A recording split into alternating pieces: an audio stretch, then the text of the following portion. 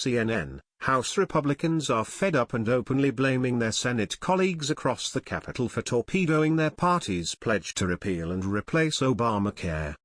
They headed home for a 5-week summer recess, having failed on a key policy goal they vowed to get done once they controlled Congress and the White House. And things aren't getting any easier as major fiscal fights are hanging over them this fall. Their overall message to voters: don't blame us. It's all the Senate's fault. House Speaker Paul Ryan, who spent weeks urging his members to hold their fire and give Senate Republicans some space to get a health care deal, didn't hide his frustration at a closed-door meeting in the Capitol basement on Friday. He effectively threw the Senate under the bus, telling his colleagues that the House of Representatives was the only arm of the government that was working. One House GOP member in the meeting summarized Ryan's remarks as essentially, "We are the functioning chamber, we did our work. This one is on them." Ryan released a statement underscoring this message. While the House delivered a bill to repeal and replace Obamacare, unfortunately the Senate was unable to reach a consensus. "I am disappointed and frustrated, but we should not give up. I encourage the Senate to continue working toward a real solution that keeps our promise."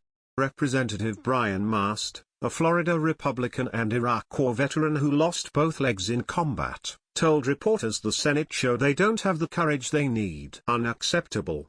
They can't move on. We've got to get this done," North Carolina GOP Representative Richard Hudson told reporters about Senate Majority Leader Mitch McConnell's remarks that it was time to move on after the bill went down. Most Republicans leaving the meeting insisted that the effort to roll back Obamacare was not over. "We're not going to stop what we're doing just because of one setback. We're not going to raise the white flag and surrender," Georgia Representative Barry Loudermilk said after the meeting. The difficult legislative lift has been down before and come back, but few lawmakers had clear answers on how it could be revived after such a crushing blow led by members of their own party. Brooks, clearly on the warpath with McConnell as he attempts to knock off the incumbent Alabama Senator Luther Strange, who the Senate leader supports, said, if he wants to quit and move on, fine.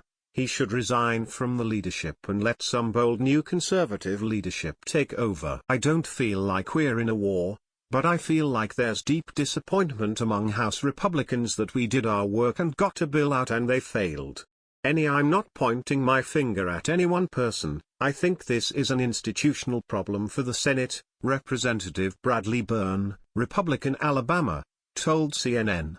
While there was an overwhelming sense of disappointment, some House Republicans appeared to relish the spectacular defeat in the Senate, just a little. Oklahoma Representative Tom Cole was asked Friday whether there was a sense of "we showed you" among his colleagues who could point to the fact they passed an Obamacare bill in May. "I would hope I would rise above such childish sentiment," Cole said, quickly adding with a chuckle, "But yeah, there's a little bit of that sentiment there." Representative Charlie Dent, Republican Pennsylvania, who opposed the House health care plan, complained about the process and also pointed the finger at President Donald Trump. "One of the issues was the president never laid out the principles and didn't sell them to the American people. That was a big part of it," he said. Freshman Florida Republican Representative Francis Rooney told CNN that the collapse of the Obamacare repeal effort was a bit of a civics lesson and observing the fallout after his first 7 months of a topsy-turvy process, remarked, "It's just a very, very strange time here." But Rooney was quick to point the finger at the other side of the Capitol, saying before he was elected he was always told that the House was the narrow self-interested body, and the Senate looks after the globe, and I think we just saw that it might be the other way. Their end game was to not have to deal with it, that scrap, Rooney's fellow Floridian Mast said.